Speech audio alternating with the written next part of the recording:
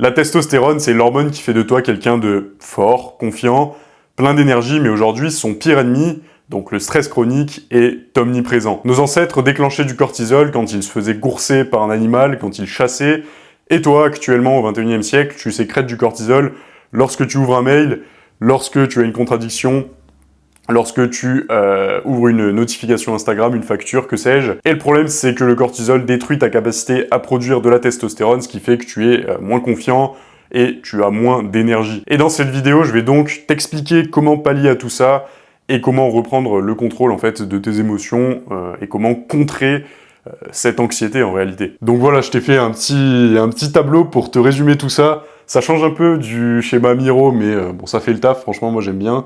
Donc voilà, j'espère que ça te plaira aussi. Avant de commencer, n'oublie pas de t'abonner, ça m'aide vraiment à avancer dans les projets.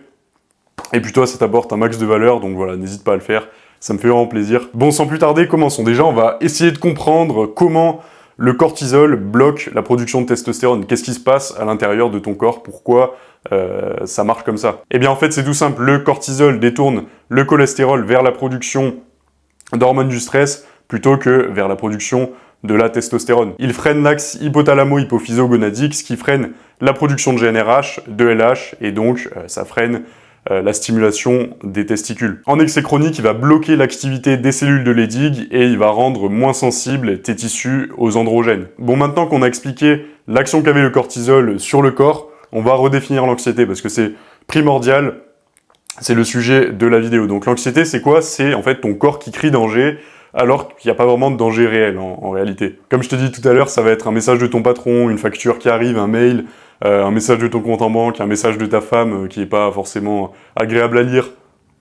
Peu importe, en fait, ton cerveau réagit comme si un lion te poursuivait, ton corps est prêt à agir, mais toi, tu restes immobile. Et ce décalage crée un tourbillon de pensée, une sensation d'étouffement, et de l'inaction. Bon, maintenant, imagine que ton système nerveux fonctionne comme une balance, c'est-à-dire que d'un côté, on va avoir ton système nerveux sympathique, qui va te servir à produire du stress, du cortisol, de l'adrénaline, de l'action, et de l'autre côté, on va avoir le système parasympathique, qui lui, va te servir à avoir un mental reposé, calme, et qui va te servir à la récupération. Quand l'anxiété prend le dessus, ton système nerveux écrase tout, c'est-à-dire que tu te prépares à fuir, à combattre, mais il n'y a pas de danger réel. L'énergie va rester coincée et elle va s'accumuler sous forme de tension, d'agitation et d'un espèce de brouillard mental en réalité, d'un petit mal-être. Et c'est exactement pour ça que l'action est la meilleure thérapie là-dedans. Chaque mouvement va activer ton système moteur, va brûler le cortisol et va en fait redonner le pouvoir au système parasympathique. Par exemple, eh bien, un loup ne panique pas en chassant,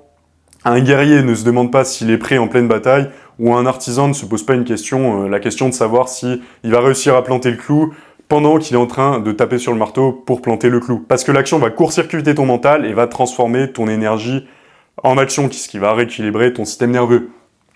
L'énergie va créer du mouvement qui va créer de l'équilibre, et c'est exactement comme ça qu'on revient à la normale et qu'on n'est plus anxieux. Et dans tout ça, eh bien, il va y avoir un petit piège, c'est de croire qu'il faut attendre de ne plus avoir peur pour agir. C'est exactement l'inverse. La peur va disparaître en fait après l'action, tant que tu analyses, tant que tu fabules sur l'action que tu vas potentiellement mettre en place par la suite, eh bien tu n'annules pas la peur, tu continues à être anxieux. Ça va être en fait comme souffler sur un feu pour essayer de l'éteindre, plus tu souffles, plus il va s'étendre. Et la seule issue là-dedans, c'est le mouvement, c'est-à-dire que quand tu penses à une tâche que tu dois faire, une tâche stressante, par exemple, je sais pas, tu es au lycée, tu es à la fac, tu travailles, tu as un document à rendre, peu importe, ou tu as une deadline, eh bien si tu ne la fais pas, tu vas énormément stresser, tu vas te dire il me reste plus de temps pour le faire, comment je vais faire pour y arriver? Alors que si tu passes directement à l'action, si tu arrêtes de réfléchir, eh bien tu vas voir que la peur va s'annuler et tu vas complètement redevenir normal, tu vas moins stresser. Quand tu passes une journée sur ton canapé à rien foutre, eh bien à la fin de la journée, tu es stressé, tu te dis que tu as énormément de travail à rattraper. En revanche, quand tu fais une journée où tu as cadré ta journée, tu l'as planifiée, tu as accompli tout ton emploi du temps, eh bien à la fin de la journée, tu vas être satisfait de toi-même, tu vas pas du tout être anxieux, tu vas bien dormir. Et voilà, c'est exactement pour ça que le mouvement, que l'action annule l'anxiété. Bon, comme d'habitude, je t'ai fait un petit protocole pour que tu annules tout ça et pour que tu te mettes dans des bonnes conditions. Donc moi, ce que je te conseille de faire le matin pour annuler ton stress directement, c'est, bon, la lumière, l'exposition à la lumière, 15 minutes, c'est pas ça qui va annuler ton stress, hein. Ça, c'est vraiment pour te mettre dans des bonnes conditions de travail, pour dire à ton cerveau qu'il faut se réveiller, qu'il faut agir.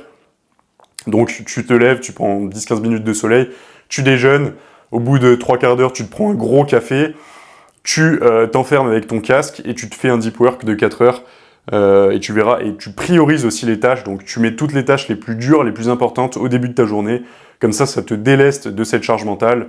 Je te conseille aussi de planifier toutes tes tâches la veille, donc le soir. Le soir, tu vas employer la méthode carré pour la respiration, c'est-à-dire que tu inspires pendant 4 secondes, tu fais à peu près 10-20 séries. Tu inspires pendant 4 secondes, tu bloques pendant 4 secondes, tu expires pendant 4 secondes, tu rebloques pendant 4 secondes, et ainsi de suite. Et tu fais ça pendant 10-20 fois à peu près. Tu planifies aussi.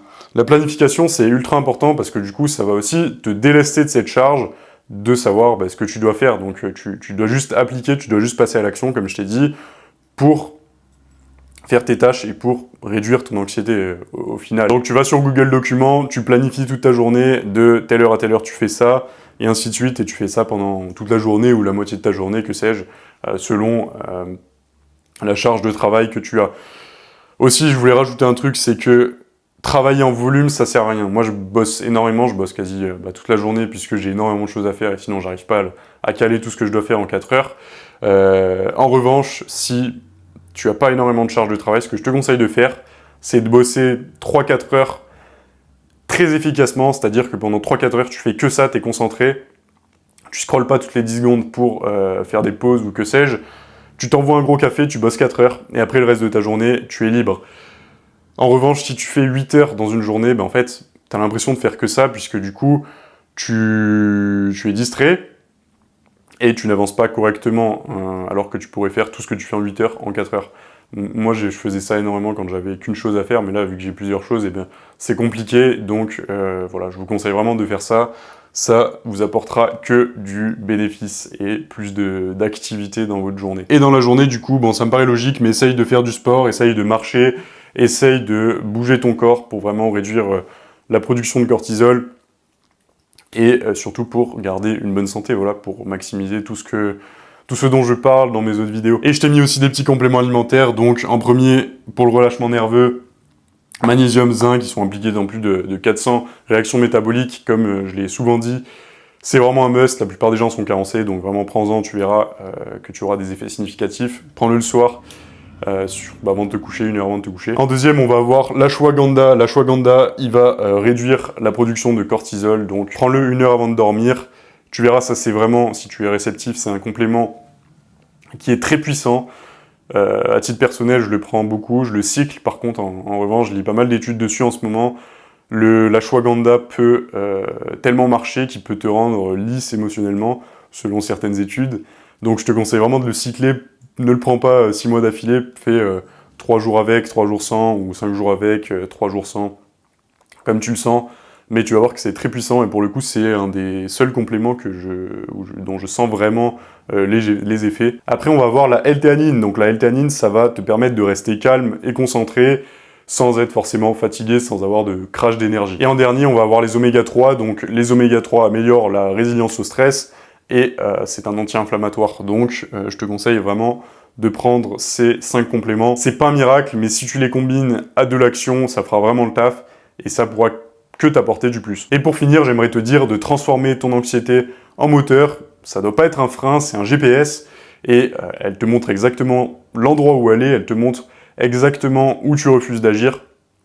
Donc écoute-la et passe à l'action. Et retiens bien que l'action sera toujours supérieure à la réflexion. Donc si tu bouges, si tu te confrontes, si tu construis, eh bien tu transformes ton énergie en mouvement, et ça va t'enlever de l'anxiété. Donc ça, c'est quelque chose qui nous est tous arrivé, c'est quelque chose que j'ai remarqué, c'est-à-dire que plus tu réfléchis, moins tu agis, et plus tu es pessimiste. Alors que plus tu agis, plus tu vas être heureux, et plus les actions que tu mets en place vont être rétribuées à leur juste valeur. Donc ça marche pour tout, hein. Ça va marcher pour la musculation, ça va marcher pour, je sais pas, si tu as un business, Si tu réfléchis sur des stratégies dans ton business et que si tu ne les appliques pas, eh bien tu vas pas du tout avoir de retour sur investissement puisque tu n'as rien fait. Alors que si tu agis et si tu mets en place les actions sans forcément réfléchir, si tu agis bêtement, tu vas voir que tu vas être rétribué à ta juste valeur. Donc voilà, j'espère que cette vidéo t'aura plu, j'espère que tu auras appris des choses comme d'habitude et que ça t'aura apporté un maximum de valeur. Voilà, si ça t'a plu, n'hésite pas à liker, ça projette la vidéo, donc ça m'aide vraiment aussi. N'hésite pas à t'abonner. Écoute, si tu veux bosser avec moi, eh bien, tu sais où cliquer, je t'ai mis un petit lien dans la description, voilà, si tu veux transformer ton quotidien, si tu veux transformer ton corps, tes niveaux d'énergie, eh bien voilà, tu sais où me contacter. En attendant, j'espère que tu passeras une bonne journée ou une bonne soirée selon l'heure à laquelle tu regardes cette vidéo. Retiens bien que l'action est supérieure à la réflexion, toujours agis, passe à l'action, tu ne le regretteras jamais. Voilà, on se retrouve pour une prochaine vidéo, je te dis à très bientôt, ciao ciao.